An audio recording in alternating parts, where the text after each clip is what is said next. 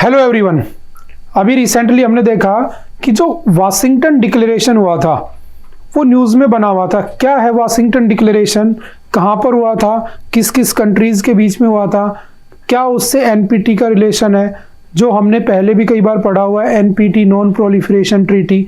जैसा कि आप लोगों के सामने एक फ़ोटो लगी हुई है, ये हमारे कौन, साउथ कोरिया के प्रेसिडेंट, ये हमारे कौन है तो यूएसए के प्रेसिडेंट। और आपने इधर देखा होगा, इन दोनों को तो आप लोग जानते ही होंगे, एक है प्राइम मिनिस्टर नरेंद्र मोदी जी और दूसरी कौन है, इटली की पीएम मेलोनी या जॉर्जिया मेलोनी। ठीक है, तो इनका क्या लिंक है उससे, तो आज इस पूरी वीडियो के अंदर हम जानेंगे कि वाशिंगटन डिक्लेरेशन क्या था, सांग्रीला डायलॉग क्या होता है, रायसीना डायलॉग क्या होते हैं, ठीक है, और एनपीटी ट्रीटी क्या थी। तो चलिए चलते हैं, स्टार्ट करते हैं। एज ऑलवेज मैं राजेश भारद्वाज आप सभी का क्लैट प्रेप इंस्टीट्यूट के ऑनलाइन एजुकेशन प्लेटफॉर्म पर हार्दिक स्वागत करता हूं। तो देखो, सबसे पहले देख लेते हैं कि वाशिंगटन डिक्लेरेशन एक्चुअल में है क्या।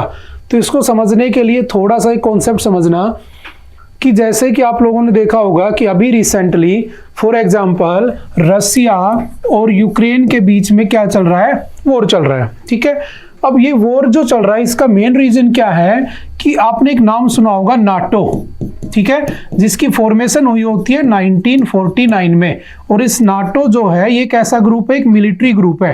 कैसा ग्रुप है, मिलिट्री ग्रुप। अगर पूछे इसके टोटल मेंबर कितने हैं तो आपको पता होना चाहिए इसमें टोटल कितने मेंबर हैं। तो पहले कितने थे, 30 + 1, अभी जुड़ गया कौन, फिनलैंड, तो कितने हो गए, 31 हो गए। तो टोटल, अच्छा लेटेस्ट कौन जुड़ा है इसके अंदर, तो फिनलैंड जुड़ा है। कौन जुड़ा है, फिनलैंड।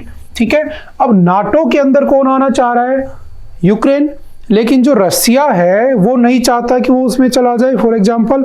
तो जब नहीं चाहता तो एक बात बताओ कि जो नाटो ग्रुप है उसका जो सुप्रीम लीडर मैं कह सकता हूं कि मेन वो कौन है, यूएसए। और यूएसए है वो उसकी हेल्प तो कर रहा है लेकिन उसको किस में ज्वाइन नहीं करवा पा रहा, नाटो में। क्योंकि अगर नाटो में कोई ऐड हो जाता है तो आपने पढ़ा होगा कि ये एक मिलिट्री ग्रुप है, अगर किसी कंट्री ने नाटो के किसी भी देश के ऊपर अटैक किया तो पूरे के पूरे नाटो ग्रुप पर ही अटैक माना जाएगा। अब सोचो सिचुएशन ऐसी है कि ये रूम है, ठीक है, ये पूरा का पूरा क्या है, नाटो की कॉन्फ्रेंस बैठी है। गेट के बाहर कौन खड़ा है, यूक्रेन अंदर आना चाहता है लेकिन ये अंदर नहीं आने दे रहे उसको। बाहर से उसके ऊपर अटैक कौन कर रहा है, तो रशिया अटैक किए जा रहा है। अब सेम सिचुएशन सोचो किसी दूसरे देश के साथ हो जाए जो कि रशिया का अलायंस, यूएसए का अलायंस तो है, लेकिन उसको क्या गारंटी है कि जो यूएसए है वो उसकी हेल्प करेगा, जैसे वो यूक्रेन की हेल्प नहीं कर रहा है अभी। तो इसी बात को देखते हुए समझना थोड़ा सा कि जो वाशिंगटन डिक्लेरेशन है ना, ये कुछ ऐसा ही है। इसमें हुआ क्या कि रिसेंटली जो हमारा साउथ कोरिया है, उस साउथ कोरिया के जो प्रेसिडेंट हैं वो मिलते हैं किससे, यूएसए के प्रेसिडेंट से। और वहां पर एक डील होती है, और वो जो डील होती है उस डील में क्या किया जाता है कि जब भी उस डील में क्या होता है, कब की बात है, 26 डे ऑफ द अप्रैल 2023, 26 अप्रैल 2023 की बातें हैं। होता क्या है कि जोसेफ आर बाइडन यानी कि जो बाइडन और दूसरे कौन है, यून सुक योल, ये दोनों मिलते हैं और एक ट्रीटी करते हैं। और ट्रीटी क्या करते हैं, तो उसके लिए एक छोटा सा कॉन्सेप्ट समझना, एनपीटी। एक ट्रीटी हुई थी NPT, non proliferation treaty, non proliferation treaty. अब जो नॉन प्रोलिफरेशन ट्रीटी थी वो क्या थी, उसको समझने के लिए थोड़ा सा समझना पड़ेगा हमें उसके बैकग्राउंड को, फिर हम समझेंगे कि उसमें एक्चुअल हुआ क्या था। तो थोड़ा सा इस पे ध्यान देना कि एक्चुअल में हुआ क्या। देखो, जितने भी इश्यूज हैं, जितने भी इंटरनेशनल जितने भी डिस्प्यूट चलते हैं, सबकी जो जड़ है, जो मेन रूट है, वो क्या है, वर्ल्ड वॉर। फॉर एग्जाम्पल समझना, मैंने आपसे कहा फर्स्ट वर्ल्ड वॉर हुआ 1914 से लेकर 1918 के बीच में। ठीक है, और ये वर्ल्ड वॉर दो ग्रुप के बीच में था। एक तरफ कौन होता है, सेंट्रल पावर, और एक तरफ कौन होती है, अलायंस होती है। ठीक है, अलायंस में मैं कह सकता हूँ ब्रिटेन था, फ्रांस था, उसके साथ कौन होता है, तो यूएसए होता है। ठीक है, रसिया होता है इसके साथ, क्योंकि यूएसएसआर तो अभी बना नहीं होता है।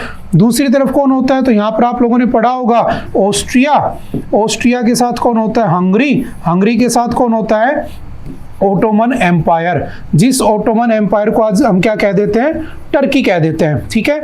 जीतता कौन है, तो ये वाला ग्रुप जीत जाता है। जैसे जीतता है तो एक नए ग्रुप का फॉर्मेशन होता है जिसे हम क्या कहते हैं, जिसको हमने क्या नाम दिया था, लीग ऑफ द नेशन। और लीग ऑफ द नेशन की फॉर्मेशन हो जाती है लगभग 1920 से लेकर 1939, जिसका टारगेट था कि दोबारा से दुनिया में वर्ल्ड वॉर नहीं होना चाहिए, ठीक है। लेकिन आपको पता है 1939 में क्या हो गया, सेकेंड वर्ल्ड वॉर हो गया, तो ये ग्रुप भी खत्म हो गया। उसके बाद यूनाइटेड नेशन बता, जैसा कि मैंने बताया था, उसका टारगेट क्या है कि तीसरा वर्ल्ड वॉर नहीं होना चाहिए, ठीक है। अब समझना ये पूरा का पूरा मैटर हुआ। अच्छा, इनके बीच ट्रीटी कौन सी हुई, तो फर्स्ट वर्ल्ड वॉर के बाद ट्रीटी कौन सी होती है, तो ट्रीटी ऑफ वर्सेलीज। और ये ट्रीटी जो है वो कब होती है, तो 28 ऑफ द जून 1919 को ये ट्रीटी साइन की जाती है और वर्ल्ड वॉर हो जाता है खत्म। कुछ टाइम के बाद क्या होता है, दोबारा से 1939 में क्या होता है, वर्ल्ड वॉर स्टार्ट हो जाता है। जर्मनी, हिटलर और वो सारा कॉन्सेप्ट हमने पढ़ा था हमास वाले कॉन्फ्लिक्ट के अंदर। अब होता क्या है, सेकेंड वर्ल्ड वॉर में समझना दो ग्रुप बने होते हैं। फिर वही एक तरफ होता है ब्रिटेन, फ्रांस, उसके साथ होता है यूएसए, और अब इसमें कौन आ चुका होता है, यूएसएसआर, ठीक है। अब दूसरी तरफ कौन है, तो आपने नाम सुना होगा, इटली होता है। इटली के साथ कौन होता है, जर्मनी होता है। और जर्मनी के साथ कौन होता है, उधर जापान। तो ये मैंने मेजर कंट्रीज यहां पर लिख दी। इनको कहा गया एलेक्स पावर्स या सेंट्रल पावर्स, और इनको नाम दिया गया अलाइज। अब दोनों के बीच लड़ाई होती है तो मुद्दा ये आता है कि जीतेगा कौन। तो आपने पढ़ा होगा कि जीतेगा कौन, जिसके पास हथियार सबसे अच्छा होगा, जिसके पास वेपन्स अच्छे होंगे। तो इन दोनों के बीच लग जाती है रेस। जब रेस लगती है तो जीतने की रेस में यूएसए क्या करता है, 16 ऑफ द जुलाई 1945 को क्या बना लेता है, न्यूक्लियर बॉम्ब बना लेता है। और जो न्यूक्लियर बॉम्ब बनाया था वो बनाने वाला कौन था, तो आपने अभी रिसेंटली एक मूवी देखी होगी, रॉबर्ट ओपनहाइमर। वो क्या बना लेता है, न्यूक्लियर बॉम्ब। और उस न्यूक्लियर बॉम्ब को डाल दिया जाता है किसके ऊपर, जापान के दो शहरों के ऊपर। पहला कौन सा, हिरोशिमा, और दूसरा कौन सा, नागासाकी। हिरोशिमा के ऊपर कब डाला जाता है, 6 ऑफ द अगस्त 1945, और नागासाकी के ऊपर डाला जाता है 9 ऑफ द अगस्त 1945। और जैसे न्यूक्लियर बॉम्ब डाले जाते हैं उसके तुरंत बाद क्या होता है, कुछ टाइम बाद ये जो वर्ल्ड वॉर है वो हो जाता है खत्म, ठीक है। अब क्या होता है, अच्छा, जो रॉबर्ट ओपनहाइमर होता है वो अपने आप को क्या कंसीडर करने लगता है, भगवान श्री कृष्ण। वो कहता भी है एक बार इंटरव्यू में कि now I am become the death, the destroyer of the world. मैं अब क्या बन चुका हूं, मौत बन चुका हूं। लेकिन बाद में वही सबसे पहले कहता है कि ये एक ऐसा वेपन है जिसका यूज कभी भी नहीं होना चाहिए, ठीक है। और उसके कॉन्सिक्वेंसेस आज भी हमें देखने को मिलते हैं। अब क्या हुआ, और हाँ याद रखना, यहीं से हिरोशिमा के अंदर इस बार की क्या हुई है, G7 की समिट हुई है। और इस G7 की समिट के अंदर 2023 के अंदर कहाँ हुई थी, हिरोशिमा। और इसमें चीफ गेस्ट यानी गेस्ट के रूप में किसे बुलाया गया था, तो प्राइम मिनिस्टर नरेंद्र मोदी जी वहां पर अभी अटेंड करके आए थे इस मीटिंग को। तो इसको भी थोड़ा सा ध्यान रखना। अब क्या होता है, जैसे सेकेंड वर्ल्ड वॉर खत्म होता है तो अब पूरी दुनिया के अंदर एक रेस लग जाती है कि हमें क्या बनाना है, न्यूक्लियर बॉम्ब बनाना है। अब आपको पता है कि इंडिया भी अभी रिसेंटली आजाद हुआ है, इंडिपेंडेंट हुआ है 1947। अच्छा, इस वर्ल्ड वॉर के बाद ट्रीटी कौन सी होती है, तो लिख लेना पेरिस पीस ट्रीटी। कौन सी हुई थी, पेरिस पीस ट्रीटी। और वो कब होती है, 10 ऑफ द फरवरी 1947। अब क्या होता है, इंडिया भी उस रेस में आ जाता है। उसके बाद आपने पढ़ा हुआ DRDO हमने पढ़ाया था या हमने पढ़ा था, ठीक है, इसरो पढ़ा था, वो सारी कहानियां यहीं से निकलती हैं। अब मैं कहता हूं कि यहां पर क्या हो रहा है, यहां पर समझना, जैसे यूएसए ने बॉम्ब डाला तो यूएसएसआर इससे हो गया नाराज। और जब नाराज हो गया तो दोनों के बीच क्या हो गई, लड़ाई स्टार्ट हो गई। लड़ाई स्टार्ट का मतलब दोनों के अंदर ऐसी भी लड़ाई नहीं है कि एक दूसरे के ऊपर अटैक करेंगे, लेकिन ऐसी लड़ाई है कि एक दूसरे का साथ नहीं देंगे या पीठ पीछे से साथ नहीं देंगे। तो मतलब क्या हो गया, कोल्ड वार जैसी कंडीशन आ गई। तो इन दोनों के बीच में याद रखना क्या स्टार्ट हो जाता है, कोल्ड वार स्टार्ट हो जाता है। कोल्ड वार कब स्टार्ट होता है, लगभग 1945 से 1991 तक कोल्ड वार चलता है। टोटल टाइम पीरियड देखूं तो, ठीक है, 1947 भी कह सकते हो, 1945 से 1991 का टाइम पीरियड क्या माना जाता है, कोल्ड वार का। उसके बाद आपको पता है जैसे कोल्ड वार खत्म होता है तो कोल्ड वार के बाद क्या होता है, इसका डिसइंटीग्रेशन हो जाता है। और डिसइंटीग्रेशन के बाद दो देश बनते हैं, एक बनता है रसिया और दूसरा बनता है कौन सा, यूरोपियन यूनियन, ठीक है। लेकिन उस पर जाने से पहले एक बात समझना कि 1968 में एक ट्रीटी होती है जिसे कहा जाता है एनपीटी, यानी कि नॉन प्रोलिफरेशन ट्रीटी। और इस नॉन प्रोलिफरेशन ट्रीटी का मतलब क्या था कि सारे के सारे देश इसमें साइन करते हैं, लेकिन कब हुई थी? 1 जुलाई। और इस इफेक्ट में कब से आई थी? 1970 से। इसको भी ध्यान रखना, सारी की सारी कंट्रीज इसमें साइन करती हैं कि वो कभी भी उस वेपन का यूज नहीं करेंगे जिसके अंदर न्यूक्लियर पावर्ड होगी, या न्यूक्लियर वेपन का यूज नहीं करेंगे। लेकिन याद रखना, इंडिया ने इस पर साइन करने से मना कर दिया था। इंडिया आज भी इसमें इसका पार्ट नहीं है। 5 कंट्रीज ऐसी हैं जो इसका पार्ट थी या अब नहीं है, या साइन ही नहीं किए, बाद में विड्रॉ कर लिए। कौन कौन सी? India, Pakistan, Israel, South Sudan और नॉर्थ कोरिया। ठीक है, अब ये ट्रीटी समझ में आ गई कि कभी यूज नहीं करेंगे। अब समझो एक बात को कि जो साउथ कोरिया है वो भी इस ट्रीटी को साइन करके बैठा है, और साउथ कोरिया के बगल में कौन है? नॉर्थ कोरिया है, आप जानते हो। और कभी भी नॉर्थ कोरिया इस पर अटैक कर सकता है, क्योंकि वहां पर तो किम जोंग बैठा है, तानाशाह बैठा है। और ये जो साउथ कोरिया है, इस साउथ कोरिया की जो मिलिट्री है या इसको जो प्रोटेक्शन है वो कौन देता है? यूएसए देता है। अब सोचो कि अभी मैंने बताया था कि रशिया यूक्रेन की लड़ाई में यूक्रेन तो आना चाहता है लेकिन वो कुछ नहीं कर रहा। अब मान लो कल को ये इस पे अटैक कर दे और अमेरिका कुछ ना करे, तो ये तो बेचारे मारे जाएंगे। इनका तो भरोसा सारा उस पे, तो एनपीटी ट्रीटी करके बैठे हैं पहले से।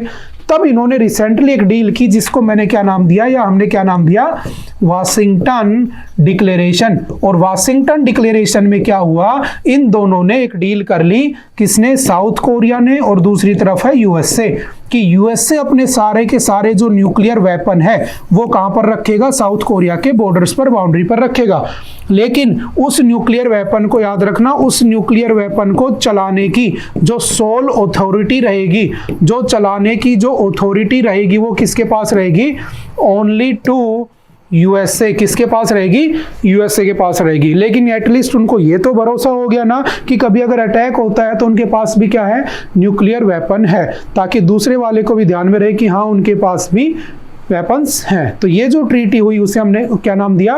Washington declaration. कहां पर हुई? तो वाशिंगटन डीसी में हुई। किस किस के बीच हुई? तो याद रखना, साउथ कोरिया के प्रेसिडेंट और हमारे यूएसए के प्रेसिडेंट जो बाइडेन के बीच में ये पूरी की पूरी ट्रीटी होती है। ठीक है, जैसा कि यहां पर लिखा हुआ है। डेट कौन सी है? 26 अप्रैल 2023। ठीक है, अगर पूछे कोरिया जो है उस कोरिया के अंदर या साउथ कोरिया के अंदर वहां की करेंसी क्या है, तो कोरियन वॉन वहां की करेंसी है। अगर पूछे कि सबसे बड़ी सिटी या कैपिटल कौन सी है उनकी, तो सियोल है। ठीक है, अगर पूछे वहां का पीएम कौन है, तो हान डक शू है। अगर पूछे प्रेसिडेंट कौन है, तो यून सुक योल वहां के क्या है? प्रेसिडेंट है। ठीक है, अब समझना एनपीटी यहां पर पूरा का पूरा लिखा हुआ है एनपीटी के बारे में। जैसा कि अभी हमने देखा कौन कौन उसके पार्ट नहीं है, तो Pakistan, Israel, north Korea and south Sudan उसके पार्ट नहीं है। इंडिया भी उसमें इंक्लूडेड है, इंडिया ने उस ट्रीटी को साइन नहीं किए थे, इस बात को ध्यान रखना। ठीक है, अब देखो ये तो हो गया वाशिंगटन डिक्लेरेशन। अब इसी के साथ साथ हम एक छोटा सा कॉन्सेप्ट देख लेते हैं, कौन सा? स्टार्ट ट्रीटी, क्योंकि वो भी न्यूज में बना हुआ था। समझना इसमें स्टार्ट ट्रीटी क्या है। ये जो स्टार्ट ट्रीटी है, स्ट्रेटेजिक आर्म्स रिडक्शन ट्रीटी, ये साइन कब हुई थी? 1991 में। क्या हुआ था? यूएसए और दूसरी तरफ कौन है? यूएसएसआर, जिसका डिसइंटीग्रेशन होने के बाद क्या बन गया? रसिया, और दूसरी तरफ क्या बन गया? यूरोपियन यूनियन, जो कि 1993 में होता है। अब क्या हुआ? इन दोनों ने एक दूसरे से डील कर ली, और डील ये कर ली कि कभी भी उस वेपन का यूज नहीं करेंगे, उस मिसाइल का यूज नहीं करेंगे जो लगभग 5000 किलोमीटर से ज्यादा दूर तक जाती हो। अब जब दोनों ने डील कर ली तो ट्रीटी कौन सी थी? START treaty. ठीक है, strategic arm reduction treaty sign होती है 1991 में, इफेक्ट में आती है 1994 में। ध्यान रखना 5 दिसंबर। और जब ये डेट ड्राफ्टेड होती है, जब कब होती है? 1991। उसके बाद साइन कब की गई? तो 31 जुलाई 1991। अब क्या हुआ? उसके बाद एक नई ट्रीटी होती है जिसका नाम है न्यू स्टार्ट ट्रीटी। वो उन दोनों देशों के बीच में, यूनाइटेड स्टेट और रशिया, इन दोनों के बीच में एक नए रिलेशन को एस्टेब्लिश करने के लिए की जाती है। सेम टू सेम रहती है, बस थोड़ा सा चेंजमेंट होता है उसके अंदर।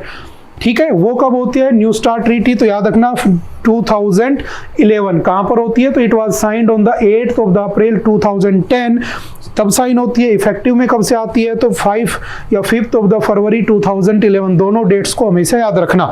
अब समझना ये क्यों न्यूज में बना हुआ है। अभी आपने देखा रशिया यूक्रेन की लड़ाई चल रही थी, तो जो रशिया है उस रशिया ने किससे एग्जिट कर लिया? तो रशिया एग्जिट कर गया किससे? न्यू स्टार्ट ट्रीटी से।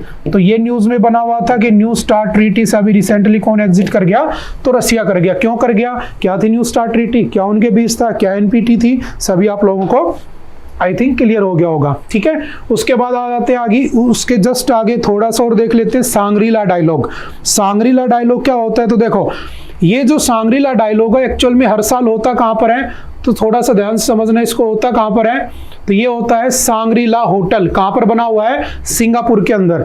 ये कब से स्टार्ट हुआ था? तो 2001 में इसकी बात की गई थी और 2002 में इसको क्या कर दिया गया था? स्टार्ट कर दिया गया था। ठीक है, किसके कहने पर? तो सिंगापुर के जो प्रेसिडेंट थे उस समय कौन थे? SR नाथन ने फरवरी 2001 में इसको परमिशन दे दी थी। 2002 से ये स्टार्ट हो गया था। है क्या? तो जितने भी कंट्रीज हैं उन सब के डिग्निटरीज वहां पर आते हैं, वहां पर एक दूसरे की इकोनॉमिकल, ठीक है, उसके साथ साथ मैं कह सकता हूं कि जितना भी हमारा डेवलपमेंट की बातें होती हैं, ट्रेड की बातें होती है, डिफेंस की बातें होती हैं, वो सब उसमें करते हैं। ठीक है, कब से स्टार्ट हुआ? तो याद रखना 2002 से स्टार्ट होता है सांग्रीला डायलॉग। ठीक है, अभी उसके बाद एक होता है राइजिना डायलॉग। इसको समझना है, राइजिना डायलॉग क्या होता है? ये जो है ना, ये सेम टू सेम फोटोकॉपी है किसकी? मैं कह सकता हूं सांग्रीला डायलॉग की। ये कहां पर होता है? न्यू दिल्ली में होता है। उसको करवाने वाला कौन है? तो इसका नाम याद रखना। एक बार एग्जाम में पूछा गया था कि राइजिना डायलॉग कौन कंडक्ट करवाता है? तो कौन है? Observer research foundation, ORF। और ORF कब बना होता है? तो याद रखना 1990 में इसकी फॉर्मेशन हुई होती है। ठीक है, इस बार कौन सा एडिशन था? तो 8th एडिशन था। मतलब कब बनी थी? 2016 से स्टार्ट हुआ था। ठीक है, कहां पर हुआ? तो न्यू दिल्ली के अंदर होता है हर बार। ठीक है, इसकी बार इस बार पूछे इस बार की थीम क्या थी? तो याद रखना इस बार की थीम, मैं हर बार कहता हूं थीम हमेशा सबकी याद रखनी है। जैसे इंटरनेशनल वुमेन्स डे की क्या थीम है? ठीक है, उसके बाद अगर पूछे कि जितने भी हमारे बड़े बड़े प्रोग्राम्स होते हैं, बड़े बड़े डे सेलिब्रेट होते हैं, वर्ल्ड हेल्थ डे हो गया, ठीक है, इनकी थीम जरूर याद रखनी होती है हमें। ठीक है, वेटलैंड्स डे की थीम क्या थी? कहां पर हुए थे? सेम ऐसा ही अगर पूछे इसकी थीम क्या थी? तो याद रखना provocation, uncertainty, turbulence, lighthouse in the tempest. ये क्या थी? इसकी थीम थी इस बार की। और इस बार के चीफ गेस्ट कौन थे? तो आपके सामने आप बिल्कुल देखते पहचान गए होंगे कौन? जॉर्जिया मेलोनी, जो कि इटली की क्या है? Prime minister. वो क्या थी? इसके चीफ गेस्ट थी। ठीक है, उसके बाद अगर पूछे ये काम क्या करता है? तो इंडिया सेंट्रिक थिंकिंग होती है। मतलब इंडिया दूसरे देशों के साथ मिलकर अलग अलग इश्यूज पे बात करके क्या करता है? डेवलपमेंट वगैरह की बातें करता है। तो ये सारे फैक्ट्स आप लोगों को थोड़े से ध्यान में होने चाहिए। ठीक है, आज के लिए इतना ही, मिलते हैं नेक्स्ट लेक्चर में। Thank you.